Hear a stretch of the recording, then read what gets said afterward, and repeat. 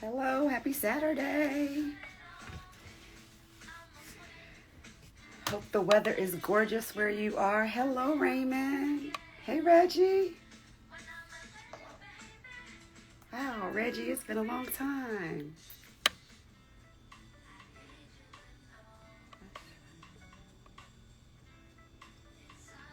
Happy Saturday. Hope you guys are having a great weekend.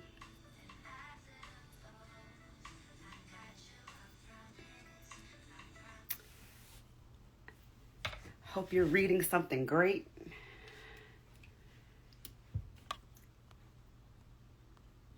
Let's see if Miss Honorée is in here.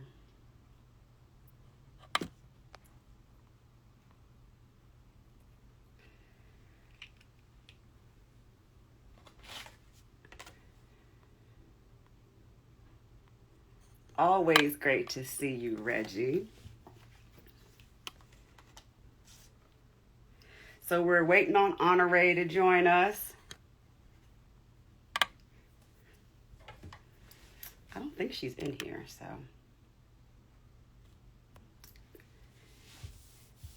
Hello, Robert. How are you on this gorgeous Saturday? Finally, no rain in our area. I don't know about you guys, but it's been raining a lot, and the sun is shining today. So we're going to talk to Honorée Jeffers about her poetry collection for National Poetry Month. And we're just waiting for her to join us. Thank you, Joy. Crystal, I'm looking forward to this discussion as well. Let me chat her and see. She's just running behind.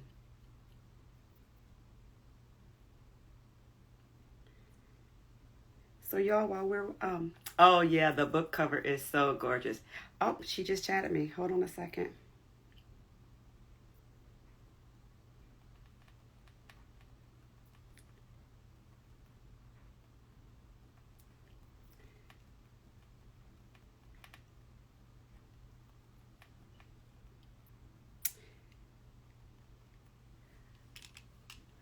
Okay, so she's on her way.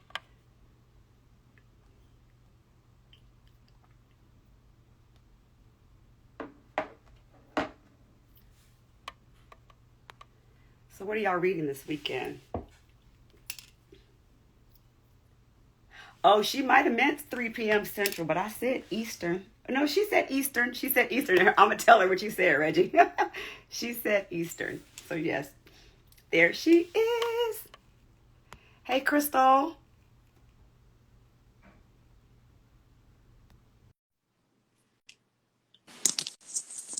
Hello there, Miss Honorée. Hey, I had all kinds of trouble trying to find you and get on, and I said, I know I'm following her, Yes. and then I finally did. You know, I'm technologically ignorant, so No, you're not. I thought maybe I you might have gotten confused and thought we were on Spines and Vines. So I did. yeah. I did get confused. I was like, where's Jamise? Yeah. Where is she? How are you? I'm making it. I think I'm having a good hair day. You're having a good. The lips look great. You're having a great This is day. MAC. I don't usually wear MAC because they have talc in their Yes. lipstick, and I am not trying to catch the cancer. Not But here. not here. I'm trying to stop. Get yourself together. I'm good. I'm just trying to stop the stuff from scrawling on my face, but I guess I look good. I did a nostril check.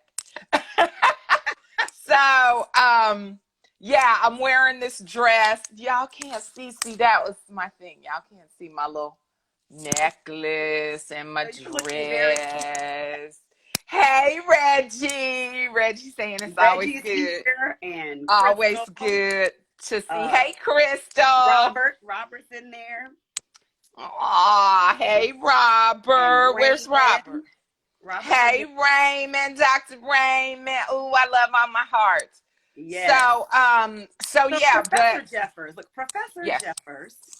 no, just Honorée. I thank you.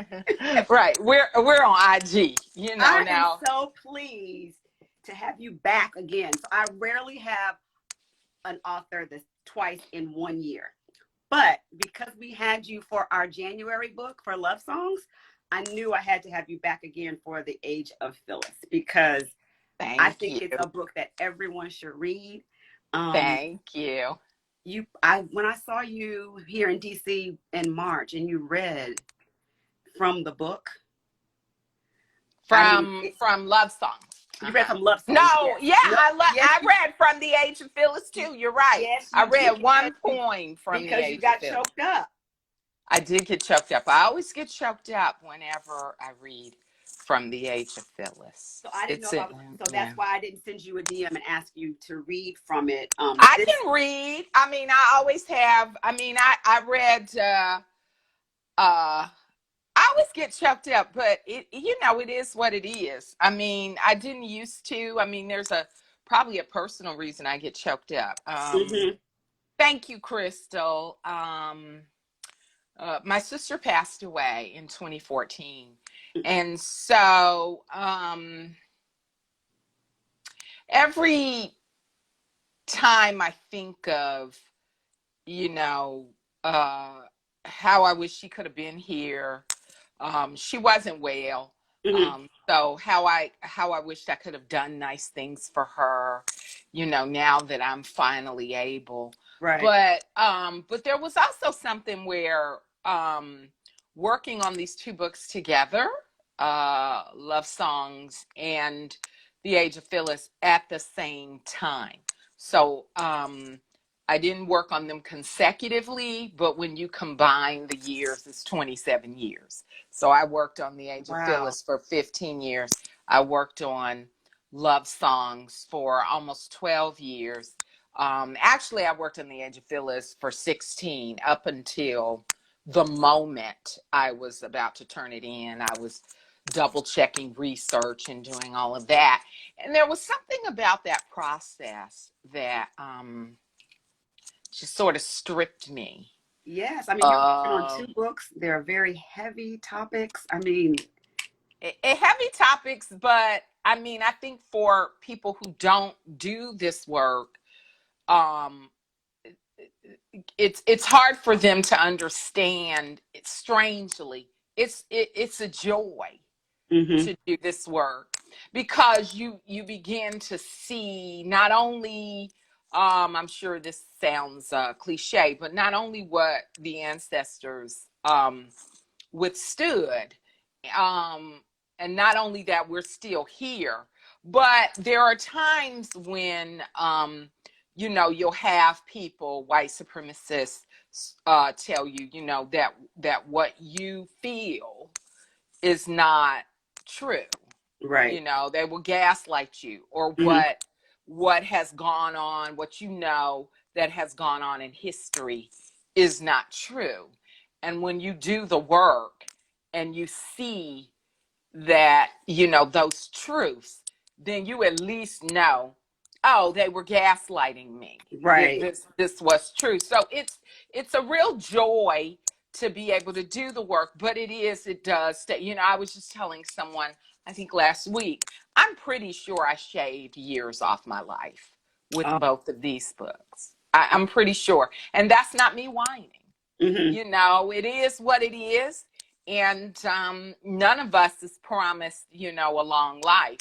But I'm also pretty sure I could never write these two books again. I just, yeah, I can't.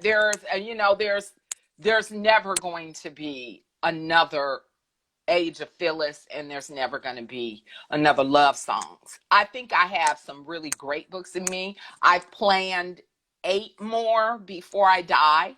I have them all, woo, scheduled out. Yeah, at least 8. But that's the 8. But we're never going to get that sort of monumental either of these two books. And they're very monumental. I mean, thank first, you. I want to congratulate you on the National Book Critics Award for Thank Love you. Song. To God be the glory. To God be the glory. Absolutely amazing. I was so happy for you when I saw that. I know you were. I felt you. I felt my crew. You know, my IG crew. I knew you all were really happy for me. I was completely shocked. I was not looking pretty because I was just like, my eyeballs were just like, what is happening here? Like, I was like, is this a fever dream? You know, so ready for the 8. What's that mean? Your 8 books. The 8 books you just talked about. They're ready for the 8. Well, you know, I'm trying to, you know, I've got the essays are due. The essay collection is due in February. Okay. Let's hope I make it. Because I was late with Love Song. Going ahead, Jamise. I know you got questions prepared. I mean, I just wanted to basically, I feel like having you talk about the Age of Phyllis. I mean, I feel like I read, you know, I try to read more poetry each and every year. But when I came across this book that you sent to me, I was so thrilled to get it. I just have never experienced anything like it before. And well, that was the point. You know, I remember my colleague emailed me, you know, I'm trying to say this delicately. I haven't always been treated as if I was smart in academia. And my colleague emailed me when, you know, I sent the link to, you know, the fact that I won the National Book Critics Circle Award. Well, you know, because it was in every newspaper the next day. Right. And what was really interesting was my picture was the one that all the newspapers went with. So that was really bizarre. And he emailed me back and he said, dang.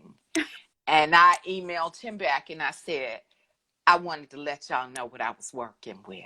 Oh my goodness. And now you know, right? People, you know, this corn pone and molasses accent, you know, people are like, oh, how smart could she be? I'm like, let me let you know what I'm working. I mean, you're mean with the tool, with the writing tool. And so tell the people, I want you to tell the audience, just in case people have heard, like, how many books of poetry you've written. This book, you were longlisted for the National Book Award, and it won the NAACP Award for Outstanding Poetry. Incredible.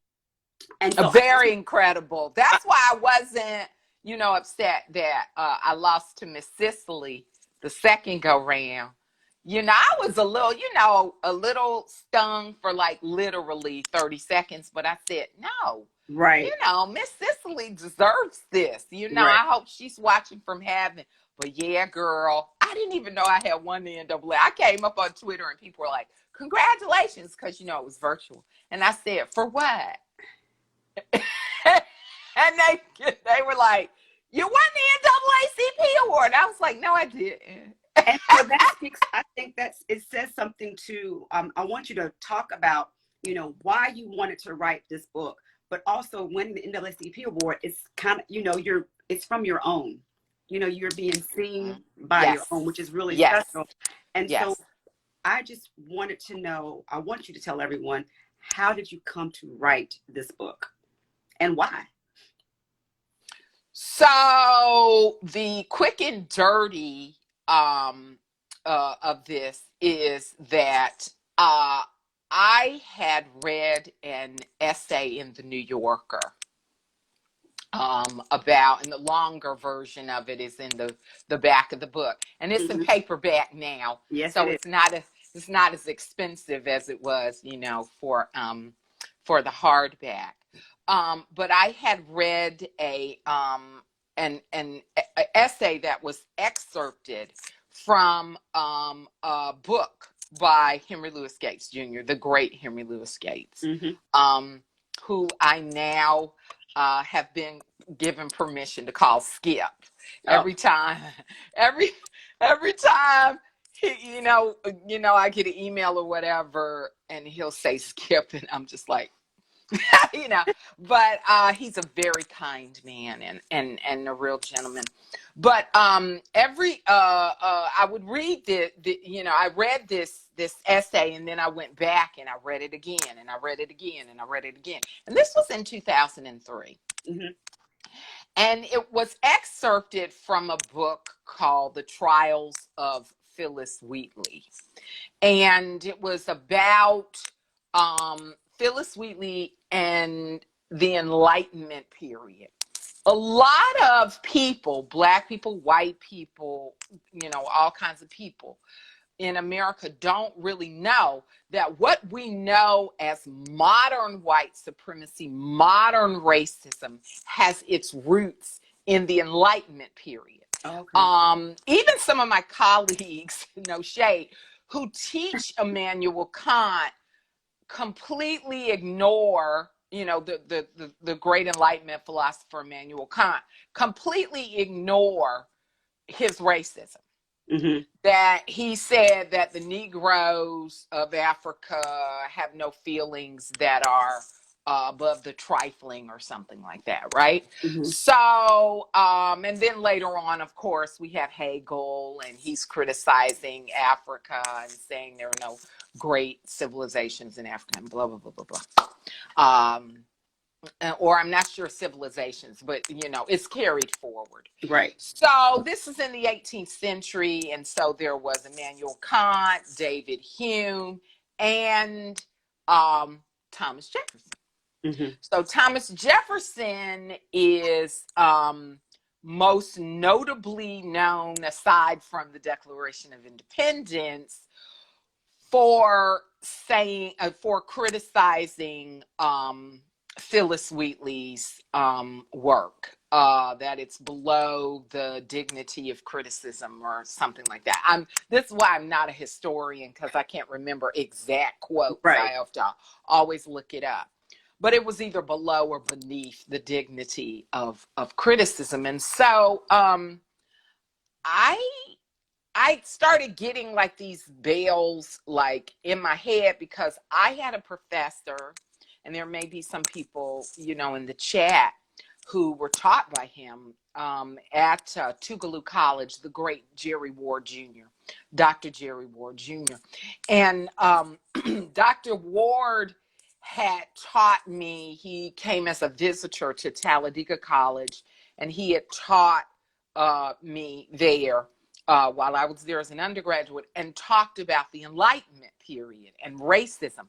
And so that sort of clicked. Uh-huh. And so I bought the book by Henry Louis Gates, and at that time, as I'm fond of saying, my credit was like a blood pressure readout. It was real low, and I was broke, and that book was like, it was thin, but it was like $19.99. It may have even been $24.99 or whatever. And I bought the book, and I just devoured it. What's the name of the book, Honorée? The Trials of Phillis Wheatley, something like, I don't know what goes after the colon. Okay. I'm also bad about that, because those scholarly books always have something after the colon, right? I can find it. Right. Mm-hmm. And so you can find it easily on Amazon. Mm-hmm. I know it's in paperback now, and it's in several printings, And so I bought the book, I read the book, and it was about who we then call Phillis Wheatley. It's now Phillis Wheatley Peters, or Phyllis Peters. Right. Okay. And that's because of me. I'm just being, not trying to be. So I'm glad that you clarified that, because now when I see her name, it says Peters. And so I didn't, if that's because of you, you need to lay claim to it. I have laid claim to it, and all the early American scholars know that was because of me. There's even been an article written about, I insisted that, because what okay, so let me stop.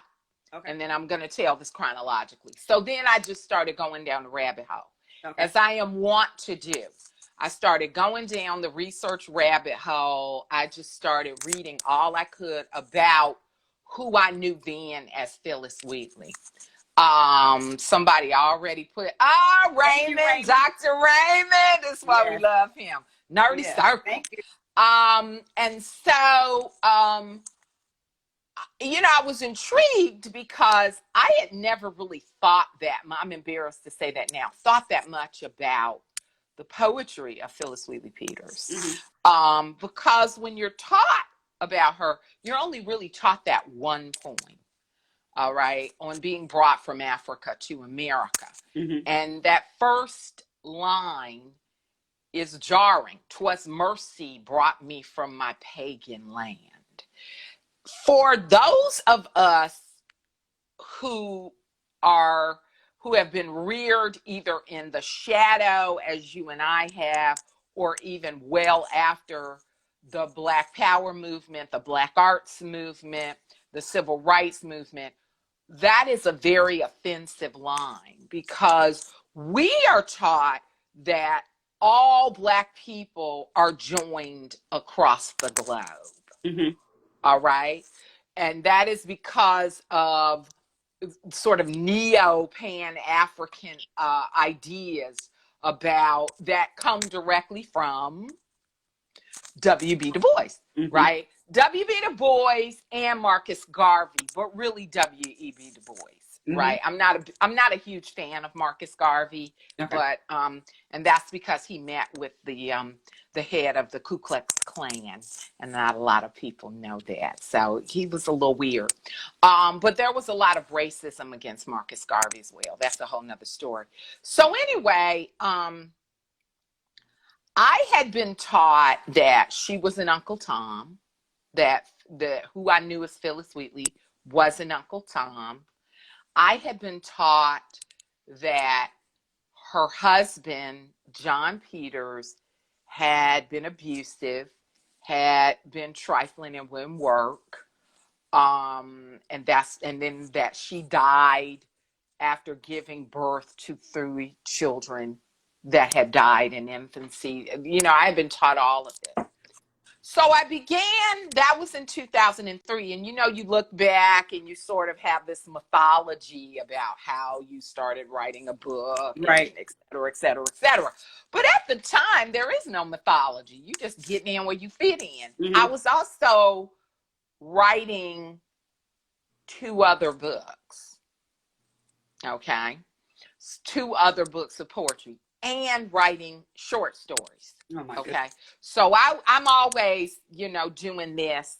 I just sort of nibble at things, and then whatever starts pressing me more and I feel an urgency, then I just focus on that. But at that time, there was a book of poetry called Red Clay Sweet that I was really, really working on, because I was trying to get tenure. But also just, I'm a poet. So run along, about 5 years later, Natasha Trethaway, who's a friend, had told me about an artist fellowship at this place called the American Antiquarian Society in Massachusetts.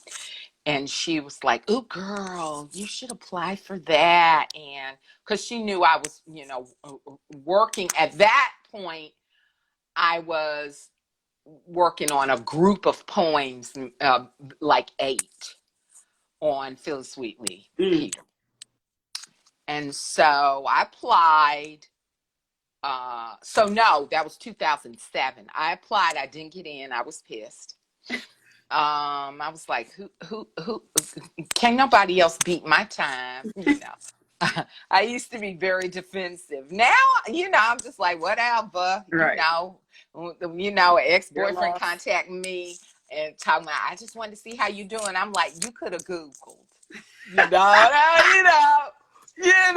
like, you ain't got to call me to check on that. Just Google, baby, But, and so that, I was very defensive because, again, people were, kind of treating me like I wasn't smart and and I didn't really feel like I was getting my due or whatever. Now I feel the way you feel. If it's for you, you'll have it. However, I think you only feel that way after you've gotten your due. You don't feel that way before. Right. So then I applied again.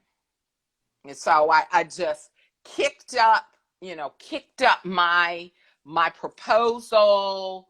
I did the research. I had the bibliography because that's how we get down on the HFJ side of town. If I don't win it one time, then I'm just going to keep applying. Although there are a couple of fellowships where I'm just like, I ain't got time for this. And this ain't as much money as I can make staying at home, right, in my PJs. But so then I got accepted and then I went there, and that was in 2009. And I remember because I had huge fibroids at the time. And so you're right. Are you writing? Are you still writing about Phyllis? Are you still? I mean, I think I want to know the short and dirty of how did you come to say? You said you were writing 8 poems, but when did you I was writing 8 poems, and then when I arrived and I began doing research, and the reason I mentioned the fibroids, I was just looking at the Viola Davis special with Miss Oprah. And I had read her interview, and she had fibroids when she was writing. So right, and so or earlier in her life, and I wasn't feeling well. But there was something that just kept pushing me, and just kept saying, just ignore that you're not feeling well and just focus on this. So within a few days, I started noticing that, which I hadn't before I got there, that every biography of Phyllis Wheatley Peters was the same.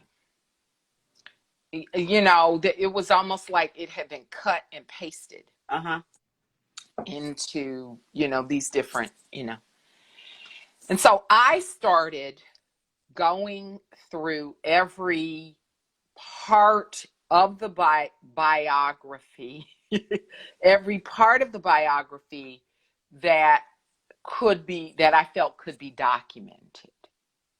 Okay. And so, I found the shipping news with the arrival of the brig called Phillis. Okay.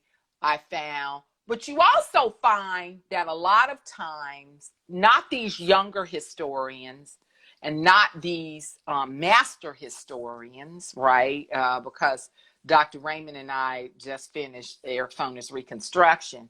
I mean, it is very much detail. But a lot of times you just find these sort of sweeping narratives, particularly about 18th century Black people. This is one of the reasons I stand for Jennifer L. Morgan, because she got that documentation, right? And so I was just like, where are the footnotes? And you're not seeing a lot of this, right? And I had read the letters online, but I was just like, what's up? And so what happened was, it was about halfway through, I think. I wish I had kept a diary. I drove to my mentor, the great Caroline Sloat, who is now retired, and I owe her an email, white woman. I was the only Black person there, I believe. Well, there was someone there who didn't identify as Black. That's a whole nother story. Okay. So anyway, right. That's a whole nother story. So the only officially Black person. And so she said, okay, well, I was like, Miss Caroline, I don't know what's going on. I'm not finding this documentation. So she was like, do this, this, this, this, this. She gave me a whole list of stuff to do and all of that. And so this is where everything clicked. I drive to the Northeast Archives. Two things that happened. I drive to the Northeast Archives, the U.S. Archives in Waltham, Massachusetts. And I see a John Peters on the 1790 census for Suffolk County, Massachusetts, which is Boston. And I'm confused because every biography says he moved further south after Miss Phillis passed away. Mm-hmm. Okay.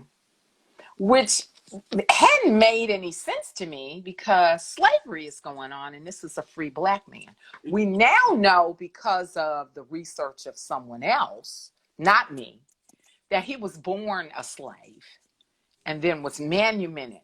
So it becomes even more ridiculous. Why would a free black man mm-hmm.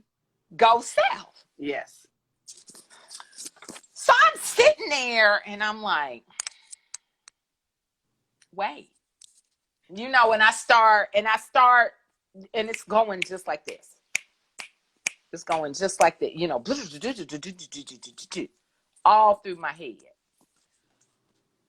That I can't find a lot of documentation, that, you know, that I'm not seeing footnotes. I'm not seeing any of this. And that was the moment that everything changed. That was the moment that everything changed, because then I started to realize that I had made assumptions based upon what white people had said. Yes. And I'm, you know, supposed to be too black, too strong, you know, all of this. And I had just gone along with the okie doke because that's what. Also, I think it had to do with the fact that I was, you know, a poet. Mm-hmm. And so I had this sort of attitude like, you know, these are the historians. But I think that what people don't really understand is, yes, we have to respect the historians. They have training. They've got PhDs. But basically, they've just spent a lot of time in the archives and research libraries. And you can do that as, you know, I had to come to that realization. So that's what started me on the journey.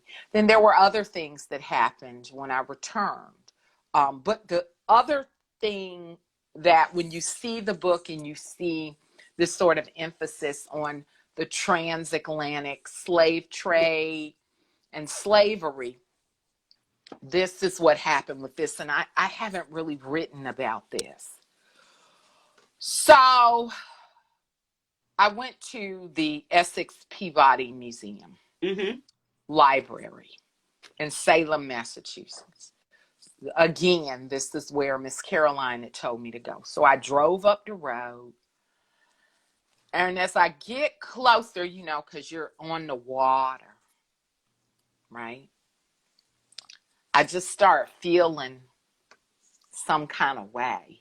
Mm-hmm. And Salem, there's the Salem site, the old Salem town, and then there's, you know, the new Salem. So two things. So I get on the bridge to cross, and something just hits my chest, like somebody has punched me. Oh wow! And I'm just shaking. And something says to me, you know, you don't want to be here. And I just ignored it. Now I'm glad I ignored it, but it was like something powerful. Then I get to Salem proper, and there are all these people dressed as witches. Like there's a little, you know, little cute touristy downtown for Salem proper even. and you see all of these white women, you know, dressed in their little witch outfits and the hat and all of that. And I was just like, why would you do that? And later, a friend of mine, Jonathan Sinchen, who was there with me, said, yeah, it's like a theme park for lynching. Mm. Because that's what they did. They lynched these women. Yes. And now we know that the reason that they killed these women was because many, and men, a lot of the men that they killed was that they wanted their land.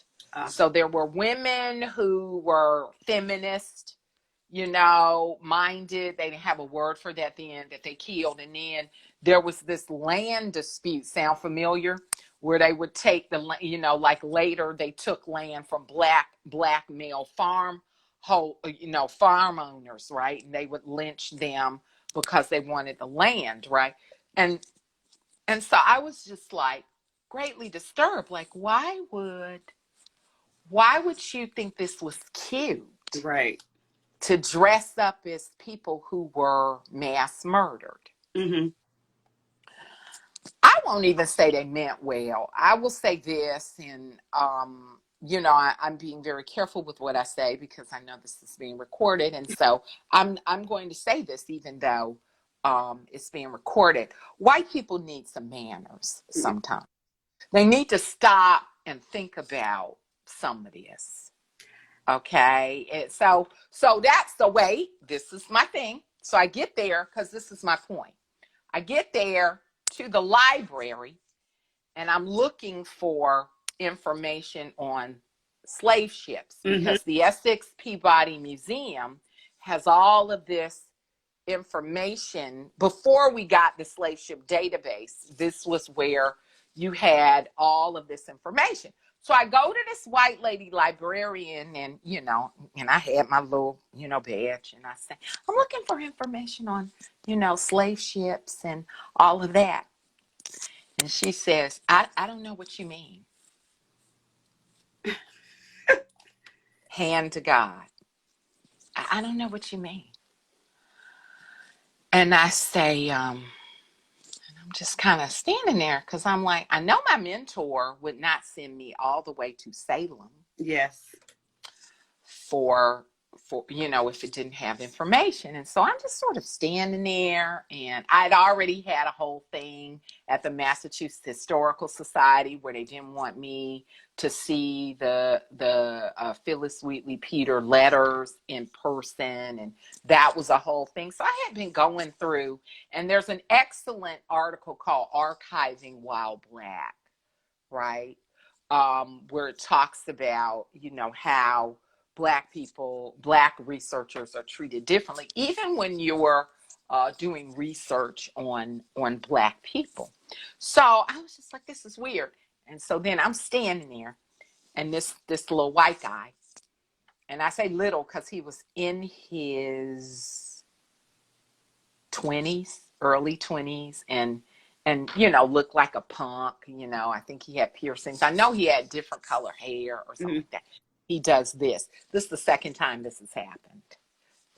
That summer, he does like this, and he says, "Do you see that card catalog?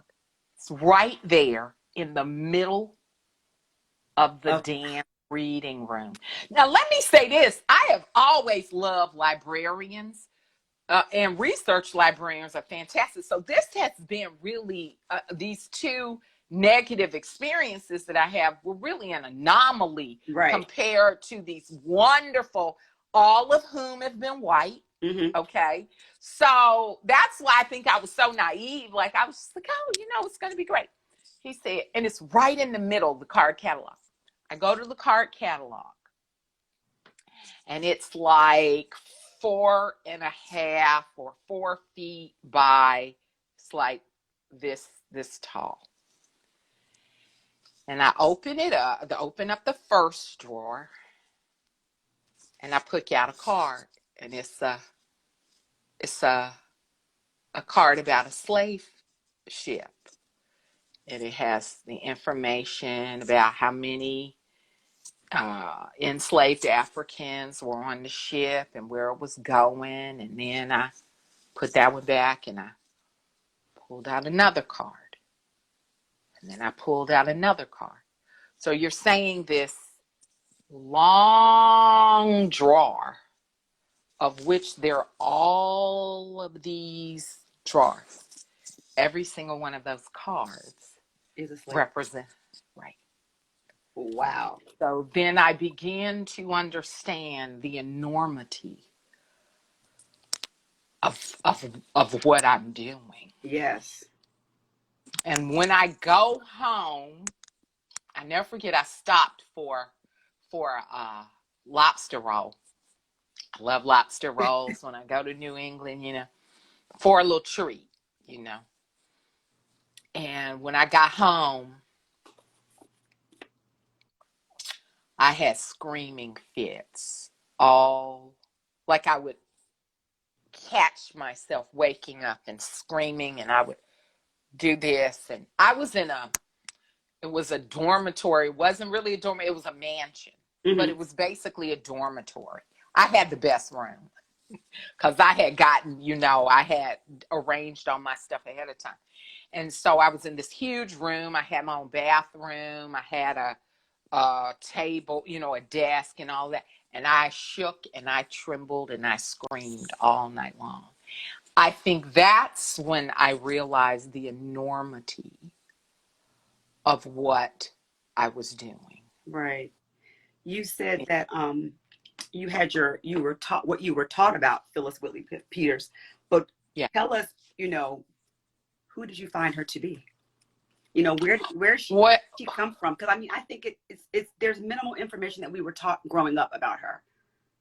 Well, there were already, and this is what I don't want to, no shade to the historians, because there had been people who had gone. So the original biography, which I have been on a mission to reclassify it as historical fiction, okay? Because it's filled with so many lies, okay? And it's racist and it's all of that. But the original, it also erases her parents. So the original biography was by a white woman, maybe. And there's, if you read the afterword in the book, you'll see why I say maybe, called Margaretta Matilda O'Deal. Okay.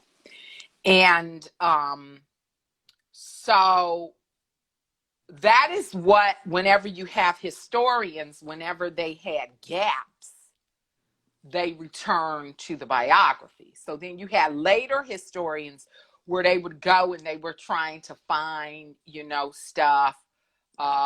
Vincent Coretta comes to mind. He's still considered the number one Phillis Wheatley Peters biographer. But once I came out with my book, then now what happens is that people want to interview me and they interview him. Yes. Right. Because, I'm a Black woman and I'm the only Black one. There's two of us. One is Catherine Clay Bassard, and then there's me. And so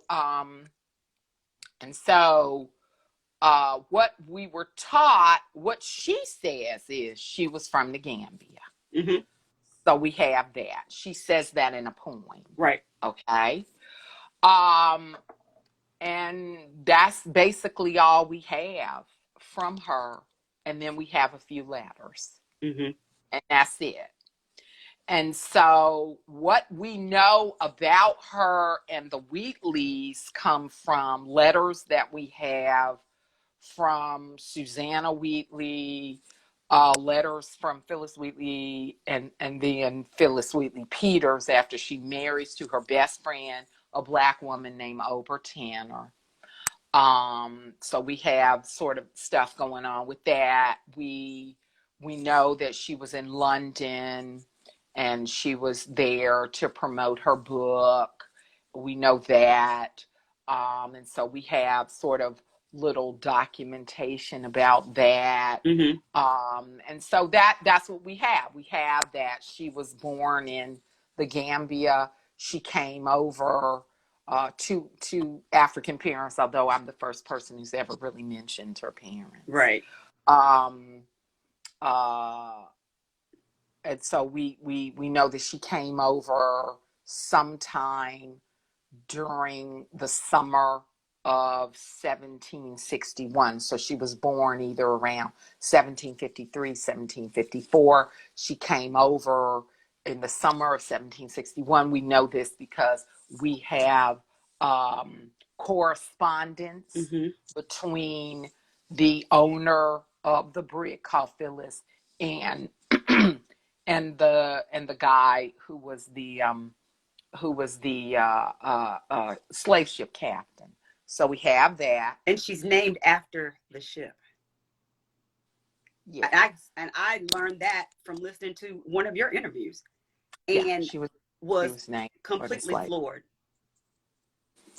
Yeah. That would be what we would call now a microaggression. A major. But you think? Right. I actually look at it, as a macroaggression. But what I will say is that I'm grateful to the Wheatleys because Susanna Wheatley, helped her get her poetry published and all of that.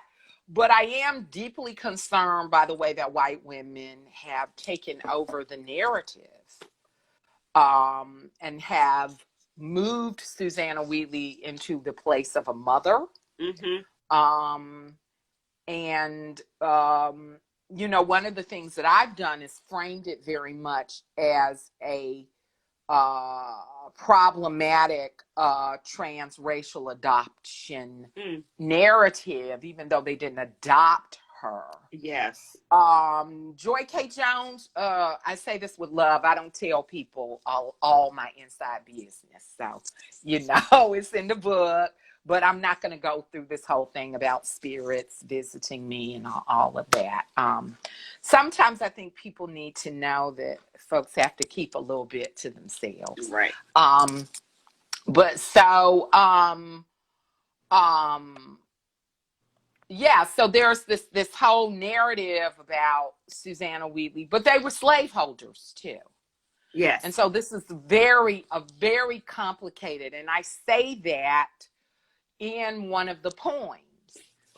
This is a complicated space, because it's a very complicated space. I love you, Joy K. Jones 12, don't think I was being, rude. This is a complicated space. This is because we've got these people who have bought her, purchased her, they've taught her how to read and write. Mm-hmm. And we've done, they've done all of that, but she had to manipulate the situation to get her freedom. Yes.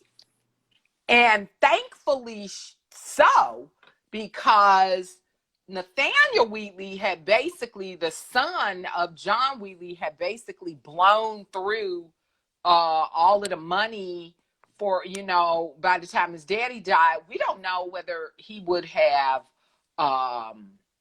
sold her. Yeah. So that she could be put on display. We don't know whether he would have had her displayed, in the way that, we find out that that enslaved a woman from South Africa, the Venus Hottentot, right? We don't know what would have happened to her if she hadn't. But so we have this from John Peters' statement in the front of Miss Phyllis's only book that was published. There's another manuscript that hopefully somebody's going to find in their basement or their attic or whatever, right? That never got published. And so within 18 months of her arriving, she not only was speaking English, she not only knew her ABCs, she not only knew how to read and write, she was reading the Bible.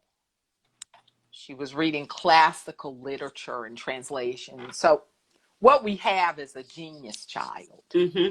We have an extraordinary child. And then she began writing poetry. And so then she published her first poems as a tween, you know. And then Susanna Wheatley begins distributing these poems among the white women's network of Boston.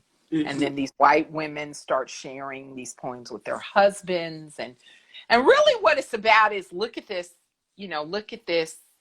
Black girl, because at the time, again, circling back to Henry Louis Gates Jr., people are thinking that Black people are not even capable of any kind of profound thought. So it wasn't the quality of her work, which there are some beautiful poems and lines, you know. It was also what she represented mm-hmm. at a time when other people were not, you know, acknowledging the humanity of Black folks. And at the time when the transatlantic slave period was still going on, the American transatlantic slave trade wasn't abolished until 1808. So this was still happening. There was still slavery. Yes. When Miss Phillis, you know, dies, I think it was abolished maybe the year of her death or the year before her death or something like that. So then she gets a book together, and it's published, and it is a revelation, you know.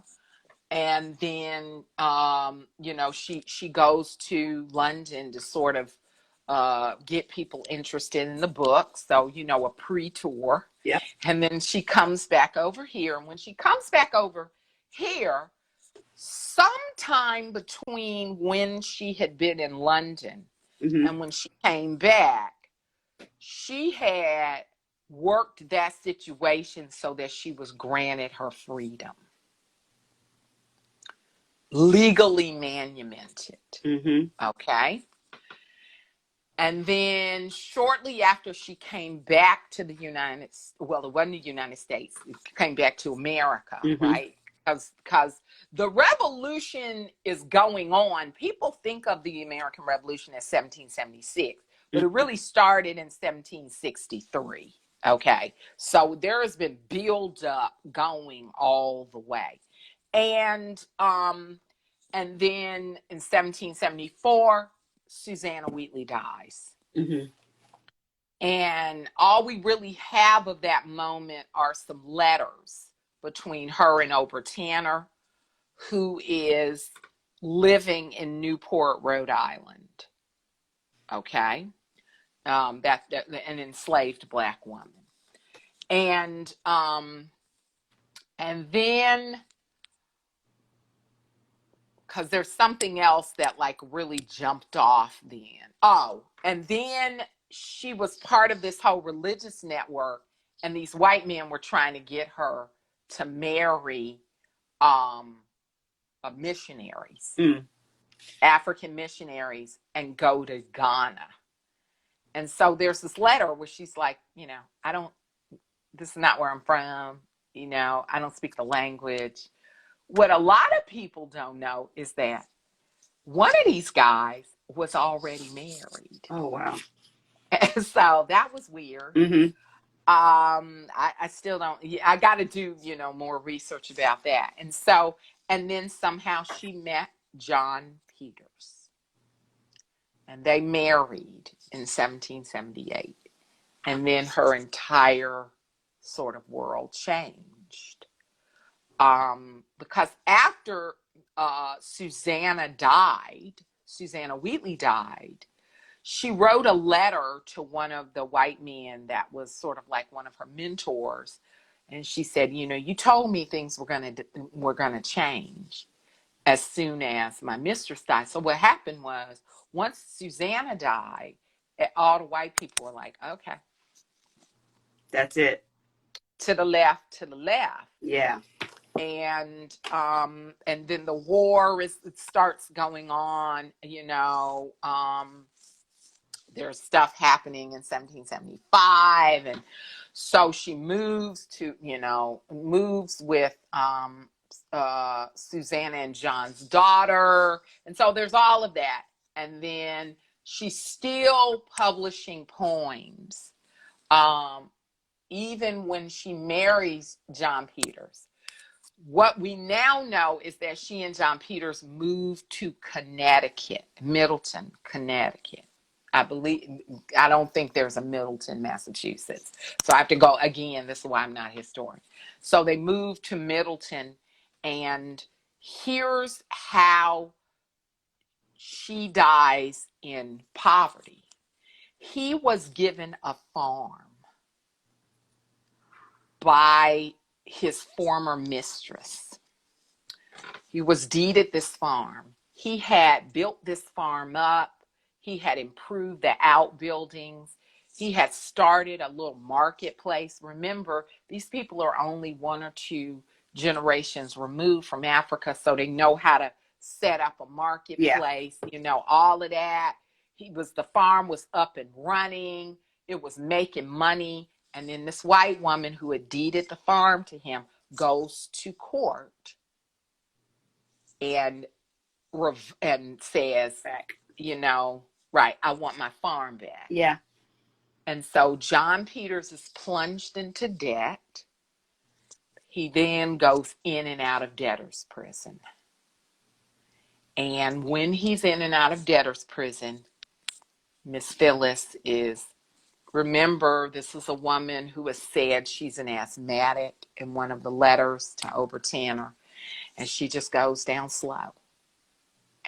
And he was probably in debtor's prison when she died. Yeah. Mm-hmm. So that's what we know. And there are people who say, oh, what a tragic story. And I'm like, is anybody going to know your name 250 years after you die? I know, that's right. I know. You know what I mean? Yeah. Like, okay, yeah, it's sad that it went down that way. But any of us who are artists want is for someone, or, intellectuals or whatever, is for someone to know our name. Yes. And we still call her name, and we still speak it. And for me, my purpose was to make sure that from the moment I published my book in 2020, that whenever her name was spoken from then on, that we understood the power of this woman and that we spoke her name with respect instead of as a literary footnote.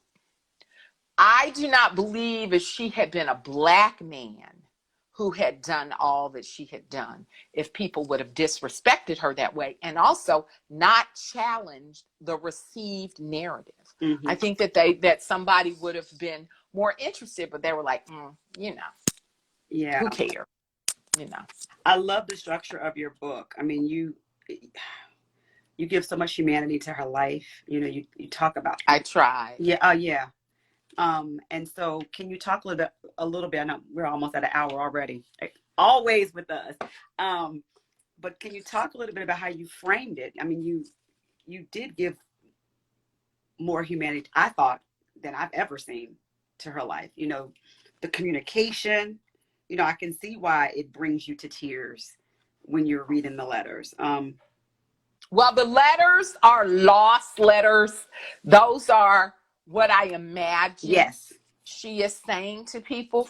The structure of this book took a good 13 years. Wow. I mean, I was still trying to figure out. I knew I wanted to say, there's so much happening, right? Yes. And I call it the Age of Phyllis because I wanted people to see it as her era. Right. I wanted to center a Black woman in that time. Right. And that's also, I think, my job as an artist. And I see other people doing that, Mm-hmm. right? Other Black women artists who were doing that. There's a sister, I wish I could remember her name, but she had it for a couple of years. There was this big sculpture in New York City of a African a woman with like braids, and then at the end of each braid was like a cowrie shell, right? And she's become this sort of, international figure, right? And I'm just fascinated by her work. I think there are many of us. Erica, I always forget, is it Erica Armstrong Dunbar or Erica Dunbar Armstrong? Armstrong Dunbar. Right, Armstrong Dunbar. She's doing this work. Yes. Sarah Jasmine Griffin. So many Black women. No, not Kara Walker. Although I love Kara Walker's work, I don't see her as centering Black women. Mm-hmm. I think more Black people, right? So I feel like that is my charge, and I realized that while writing The Age of Phyllis, and then that helped me to frame love songs. Mm. So I really feel like my charge is to center Black women as not only helpmates, only, there's never going to be a white wedding.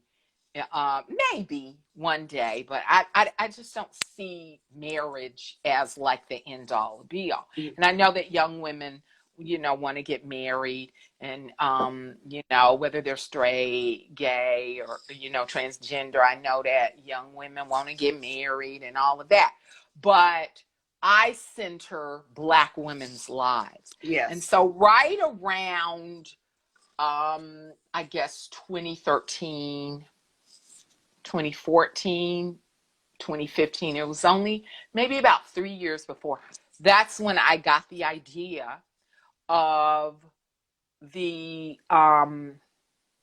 thank you, Melanie Maddox Olson. I got the idea of a Black woman's epic. Mm-hmm. So when you see love songs, you see that epic in come to life in a novel form.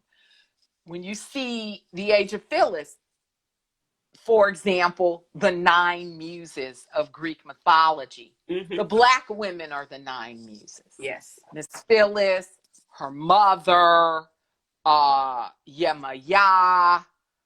There's a poem about her, the Yoruba Orisha, Yemaya.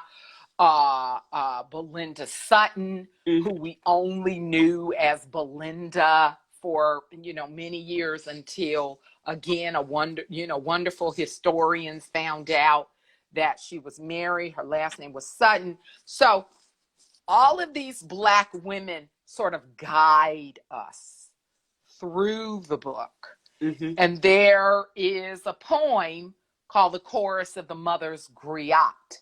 And so you hear this African chorus as opposed to a Greek chorus.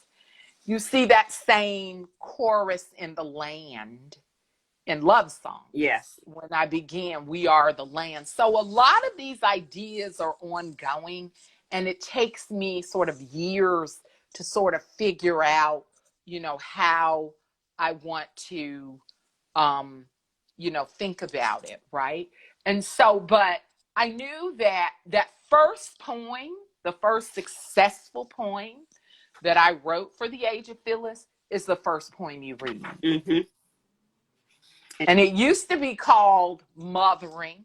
Then it was Mothering #1. There was, and then the notion, when I realized that line, "'Twas mercy brought me from my pagan land," in that poem, the most infamous and famous poem by Phyllis Wheatley Peters, when I thought about that, I thought I wanted people to really think about what mercy was.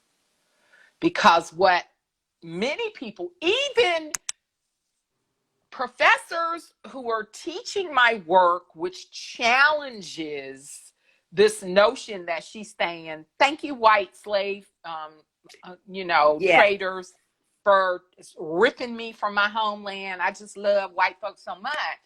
That's not what she's saying. What she's saying is, because she is an evangelical, right?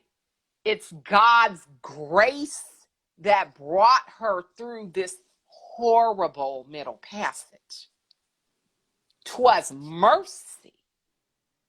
And I remember there are some people, I won't call their names, where they were like, but why is she saying this? And I'm thinking, well, you're not smart enough to really get that. I mean, I'm just being honest. When they were like fighting me about her, and I'm thinking, you know, what you're doing is you're still planting your flag next to a racist received narrative. If you cannot see her as someone who is complicating this. Also, if you cannot understand that we were not Africans. Okay? We were not Africans when we went on that ship. We were Wolof. We were Mandinka. We were Igbo. We were Lukumi, which, we were Yoruba. We were not one people. Right. We were all of these different tribes. Africa is huge, right? So this sort of notion of we're all Black people. Like I remember saying to somebody, he was talking about somebody from Kenya and, Blackness. I said, well, these are not our people. There's no slave trade coming from Kenya all the way over, and he was like, well, we're all Black. And I was like, okay, look, you have got to get out of that, well, it's actually not a 21st century concept. It's a concept that was given to us by Prince Hall. Okay, the Prince Hall Masonic Lodge, right? Mm-hmm. Prince Hall in the late 18th century starts talking about Africa as a way of community building, as a way of resistance against all of these horrible things. So we went on the ship, all of these different tribes. We came off a community. Mm-hmm. Yeah. But that took decades, and Dr. Ward said something to me that blew my mind. He said, one might think about when we see Black on Black crime, that might be all the way related to the fact that you had people who are ancestrally were enemies.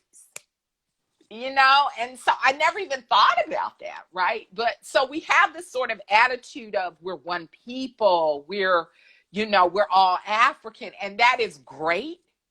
But let me tell you something, as somebody who has gone to Africa and met really wonderful people, but also met some hustlers that are trying to flim-flam me because I'm American, I can tell you they don't think of us as all one people. Right. They're not thinking me and the Nigerians are all one people, or me and the folks. Even French-speaking Africans don't think we're all one people. That is a notion that is deeply problematic, right? And so I think that when people are saying she's an Uncle Tom or whatever, right, they're not understanding. And then let's also keep in mind that most likely the people who took her from her parents were African. Mm-hmm. They were Black, or Black people, because they didn't have that notion. White people had that notion of African because they're like, all of y'all in words look alike to us, and so we're just gonna limp, Negro or African. But more than likely they were Black. Right. And so why should she have this sort of idealized notion of what Africa is when she has a lifelong trauma, right? But what we do know is that her best friend was Black, her husband was Black, and we have 2 poems where she's talking about her trauma about being taken away from Africa, and 1 poem about being taken away from her parents.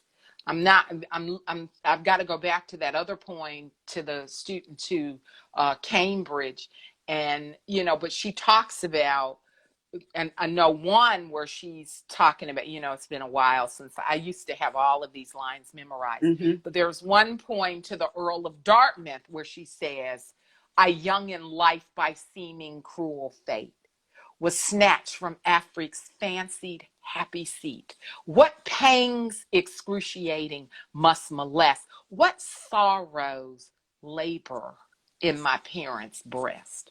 So it's clear that she had a happy childhood, or at least she thinks she had a happy childhood before this rupture.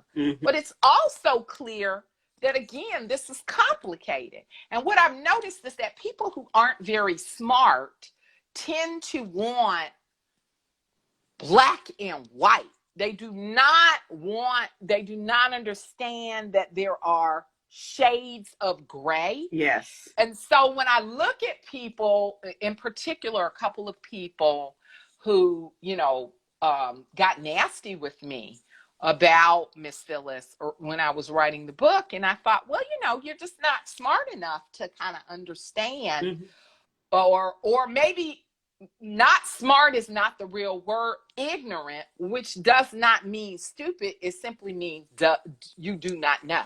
Like I'm ignorant of physics, right? Yeah. I'm ignorant of calculus, yes, right? I don't know. That doesn't mean I couldn't put my mind to it and do it, but I have no interest. So I think that's why the book is, kind of chunky for a poetry book, why there are notes in the book, because I wanted like the people notes to, in the book. Listen, I don't always teach in every book. Okay. And that's, that's okay. I'm going to cut you off, but that's what I love. Go ahead. You're learning. Even though this book is, first of all, this book is for the people. Yes. Love songs was for the people.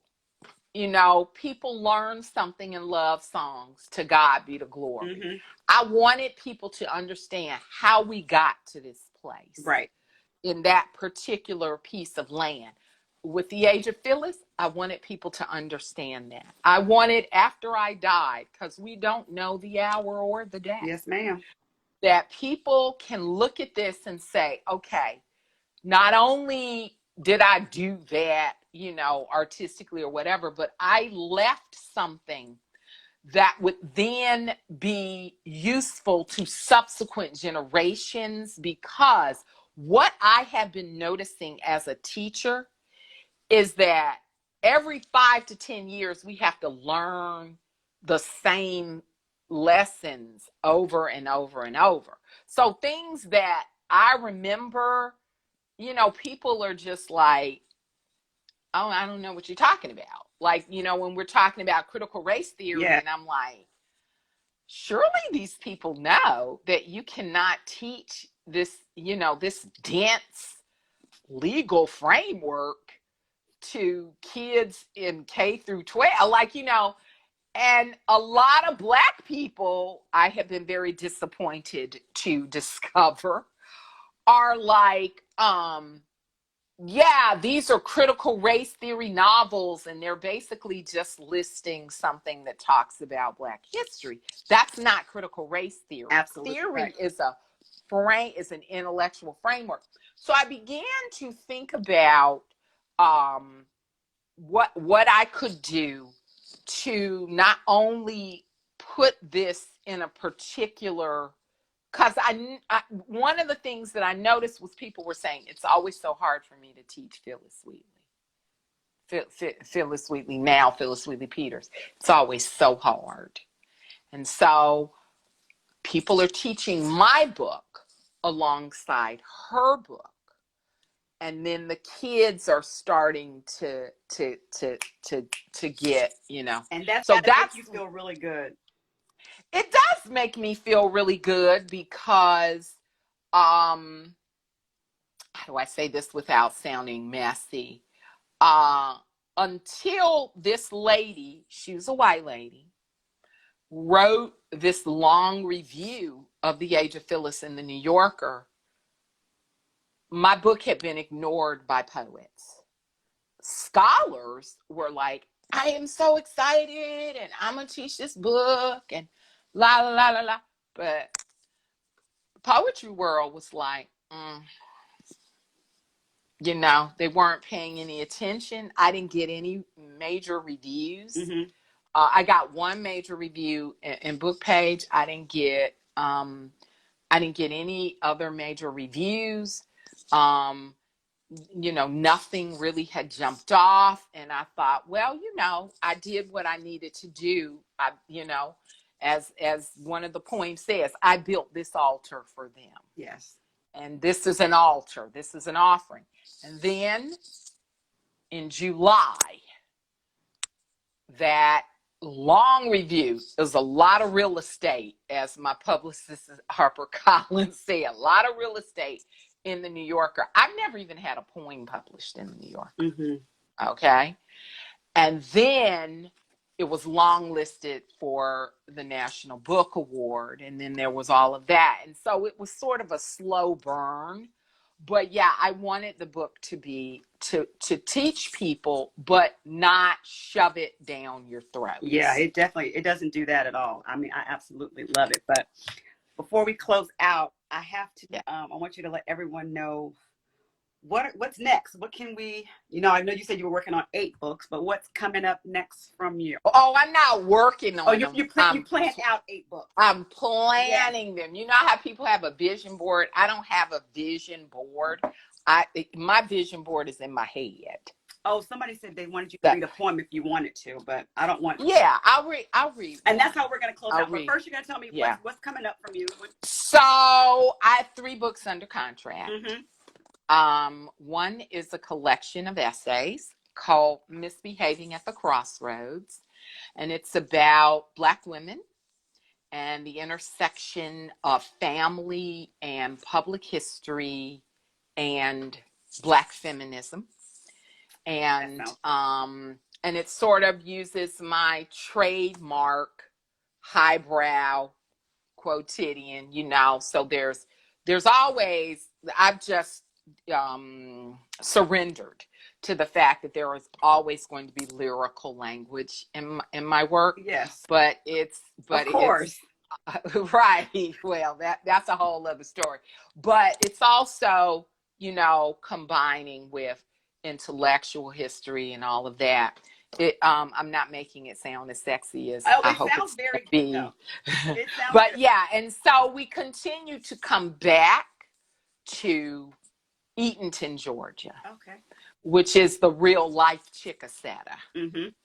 And where my people are from and the women of my family and things that I've learned. And there's, you know, some complication in you know, in these essays and pain and all of that, but hopefully some joy as well. So that is due in 2024 to be published, if God says the same. Uh-huh. And then in 2025, I have short stories, a collection of short stories.